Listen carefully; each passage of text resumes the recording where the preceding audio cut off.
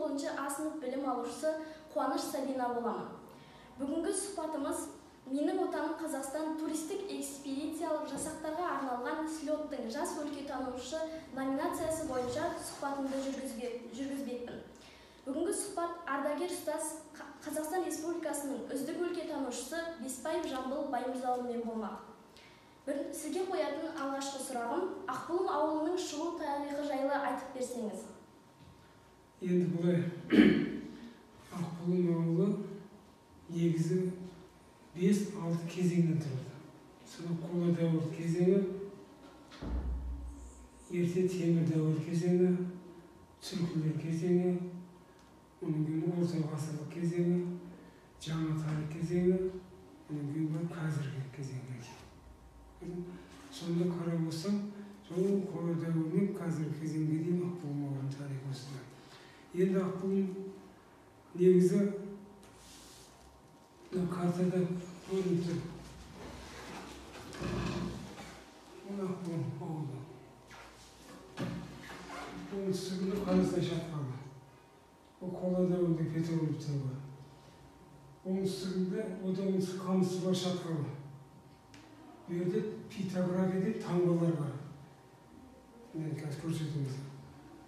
Otomoyun bölümünde Konya cazı var. Soltүстік шығысында. Солтүстік Жеттөбеде Сақ қорғандары. Оның күнгі солтүстік батысында төменгі Барысхан. Батысында Ұлы Тараз қаласы. Сонда ауылымызда тарихи орында қоршалып отыр. Енді осы кезеңдер, осы қоршаған тарих ортада тұрған Ақбұлым ауылы осылардың тарихына шет қалды ма? Ешуақыт қалған емес. Осылармен біте қайнасып өмір сүрді. 20 ғасырда Ақбұлым алатын болсақ, біздерде Ресейдің құрамына кірген кезде Ақбұлымда Алмалы, Ботамойнақ, Волосной деп белгіледі. Кеңестің кезінде Ақбұлымның атын халықтың санасына көшіру үшін не істеді? Нөмірлік қойды. 6-шы совхозда 6-шы. Біз 7-ші ауыл болғанбыз. 7-ші нөмір 7-ші ауыл деп болған. Өрді 7-ші архивте бар.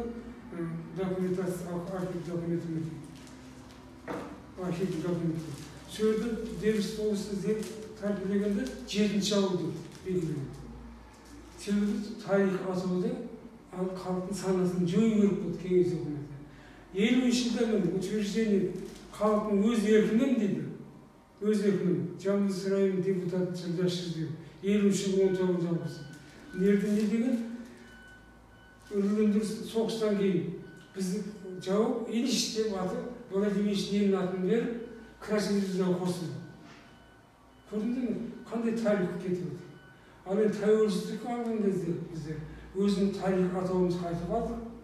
Сөйтіп Ақбұлым ауылға санап отырмыз. Міне, Ақбұлымның негізгі тарихы тереңде жатыр. Өте тереңде жатыр.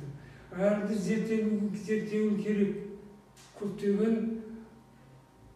тарихи орындарымыз бар. Ақпаратыңызға көп рахмет. Сізге қоятын екінші сұрағым, халық ауыз әдебиеті талай ғасырлар жемісі. Халық жыраулары, жыршылары, ертекшілері, соны ықылым заманнан рухани асыл қазына ретінде сақтап, осы біздің дәуірімізге дейін жеткен болатын. Осы қазынамыз халық ауыз әдебиеті жөнінде айтып берсеңіз. Халық ауыз әдебиеті енді тарихта айтады ғой, биыл абайдың 170 жылдығы. Жазбаша әдебиеттің негізін қалаған Абай Құнанбаев дейді. Оған дейін атадан балаға ауыз әдебиетіне беріп отыр.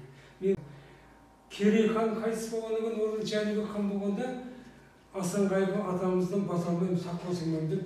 Ол кезде ондай самолет, телефон деген жоқ, жан-жаққа жолшыны жібереді Асан Қайғы іздеп. 2 ай дегенде мынау қазіргі Бұхара, Қарақалпақстан жерінде жүрген жеріне табады. Сонда Атабек дейтін осы ауылдың ақсақалы кекешен сөйледі. Ой деді, Айдеке деді, бұл Асан Қайғы біздің ауылдың атын қойып кеткен. Аталарымыздың мынандай сөзі бар деді. Деп мына бір өлеңді айтады. Ақтаумен Қызылтау керегең дейді. Арта берсін әрқашанда берекең дейді. Ел ішігі еметін түгін тартса, майы шығар жер екен дейді. Бауырымды бар жанды сыйлайды екен. Күніге 100 керуен адам келсе, қонақ етіп шығарып салады екен. Қамысбұлақ, Сарбұлақтан аққан сулар Талас деген өзенге құяды екен. Жылдың 4 мезгілінде осы судан ауылда ақбұлбасы тұрады екен. Бұлынданып ақбұлбасқан бұл мекенді ел жұртқа ақбұлымды атап кетем деп кетті деген. Бұл аңыз әңгіме ауыз әдебиетінің, бірақ Асанғайғы тарихта бар кісі. Ол жер аралап жүріп, атау беріп кетіп жүрген кісі. Алланың бар екенін мойындатқан 12 жасар сақтың баласы екен. Міне ауыз әдебиеті қайда жатыр. Бұл біз үшін өте құнды дерек болды.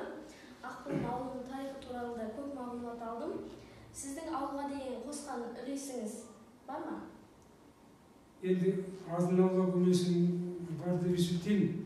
Себебі осы Ақбұлым ауылы айтып өттім ғой, оның көне қола дәуіріне бері тарих тереңді. Мына кітап шықты. Қасиетті Қазақстан дейтін. 3-ші томы. Жамбыл облысының. Осыған карта. Мына картада мінеки.